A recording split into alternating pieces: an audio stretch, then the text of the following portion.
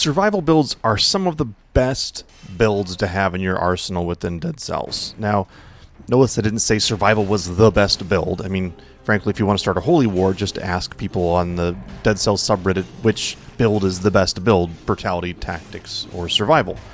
But survival is probably the best one, especially getting started out, as it offers a really great balance of doing things like attack power, being able to tank lots of hits, and lots of crit chance, which becomes really important as you want to progress.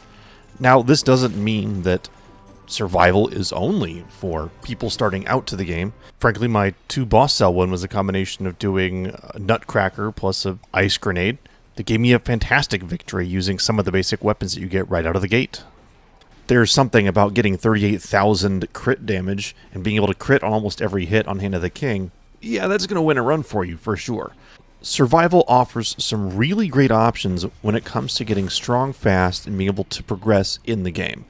So today we're going to look at survival builds, what to look for, not specifically what's the best survival build, but what you should look for when you're building and you've chosen to scale with survival.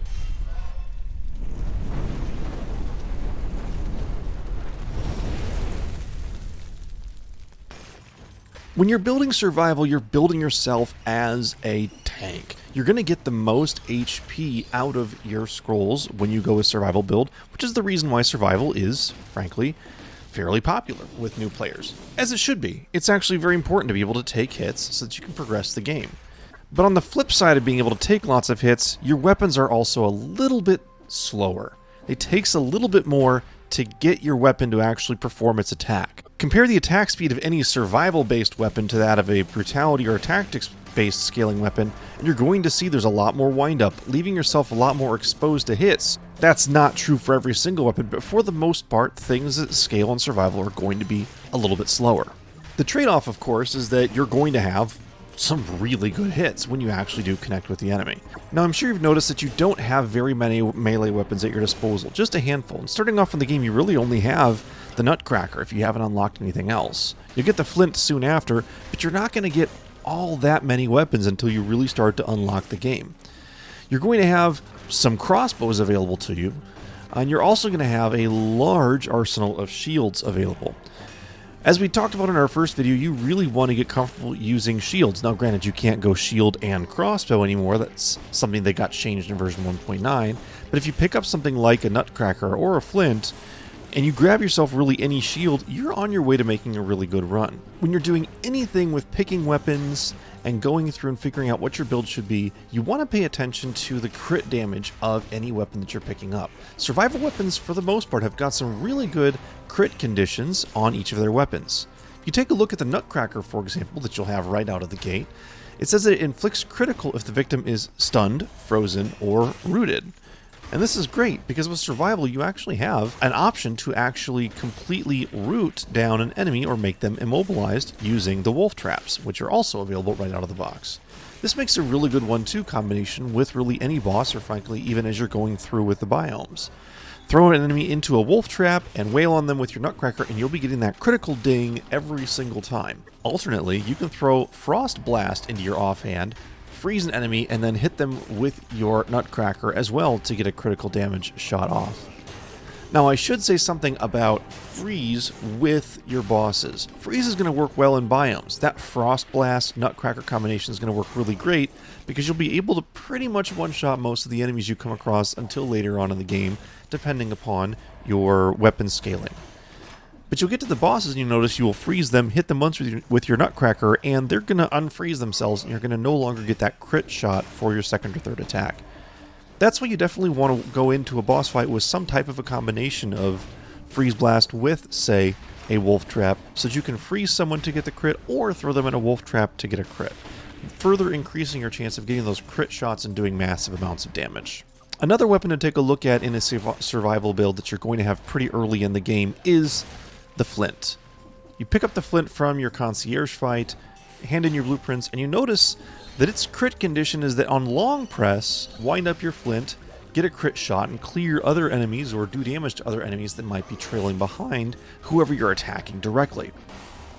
You can get creative with Flint. You can actually jump off of a ledge, wind up your shot, and when you land, deal a critical strike to an enemy. This is a great way of clearing through levels that have got lots of tiers up and down, a lot more vertical movement. Think something like a clock tower, or something like going down through the Promenade of the Condemned, where you're going down and descending while you're attacking.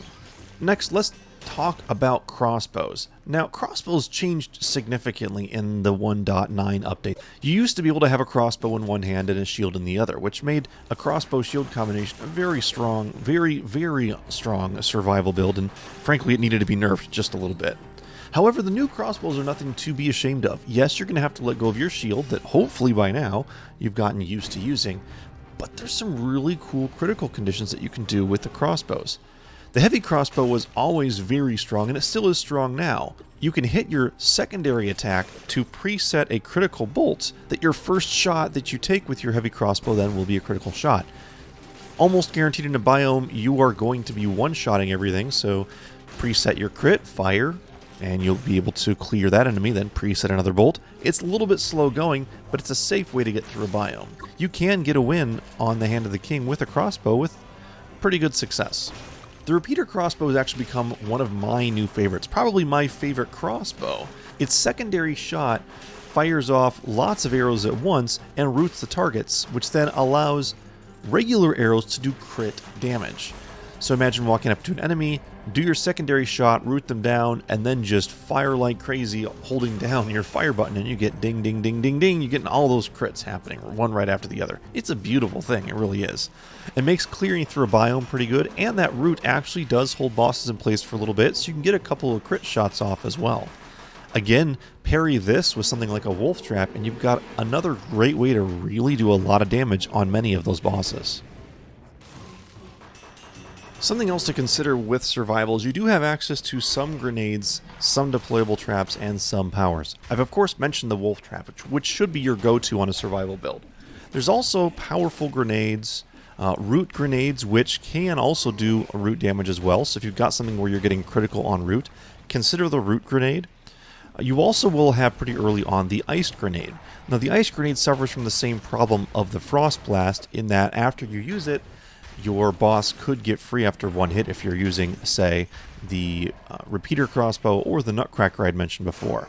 However, putting those all together, like I did on my 2-boss cell run, all of your weapons working together to give you the great crits so you can get lots and lots of damage really fast on an enemy. The last and possibly most important thing to consider on survivals, you have access to your entire array of shields that will scale with you on survival. Definitely take a look at each of the different status effects of the different shields. Your spiked shield you'll have pretty early on, and that inflicts major damage on blocked enemies. So that's a great way if you're doing parrying to actually parry with damage that leaves you with just a little bit of damage left over to take care of. Especially if you're learning how to crit on those bosses, you're going to be doing a lot of damage back when you're actually doing your boss attacks. If you think of the ice shield as well, that if you're using nutcracker, you could do ice shield to parry and freeze an enemy and then attack them with that nutcracker to get that critical damage as well. The last piece to consider on your build is the fact that you get 3 mutations to pick from. Now, naturally, with survival, if you focus on these survival mutations, they will scale with you, but there's nothing wrong with picking mutations that go across categories. You want to look at what's actually happening, how am I playing, and what's going to be the most beneficial to me. With survival, more than being in brutality or tactics, I would actually recommend staying in the survival mutations or in just the generic mutations as much as you can. Necromancy is a great pickup no matter what you're playing. I'd recommend it, especially if you're starting out. That allows you to get your health back for every enemy that you kill. Similarly, if you have the what doesn't kill me mutation, that will give you health back when you parry. So if you're going with a shield build, what doesn't kill me is a great option. Obviously not so great if you are doing a crossbow build, but that's okay. If you're focusing on frost, you can focus on frostbite as well. Enemies that are slowed down with the frost effect will be getting additional DPS on them. Heart of Ice never really gets a lot of love, but if you pick up Heart of Ice, that one can actually be a fun one to do, as it can reduce your skill cooldown by 1 second every time you strike a frozen, slowed, or rooted enemy.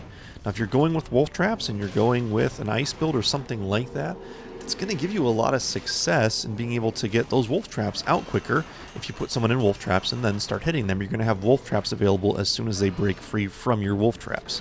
Heart of Ice doesn't get a lot of love. I've actually seen a lot of success using the Heart of Ice. And one thing to note as well, if you're using a crossbow, make sure you have enough ammo. Consider taking the ammo mutation as well. The worst thing is actually using a crossbow or a ranged weapon of any kind that has got arrows and then running out of arrows on the boss itself. So that's going to wrap up our survival build how-to.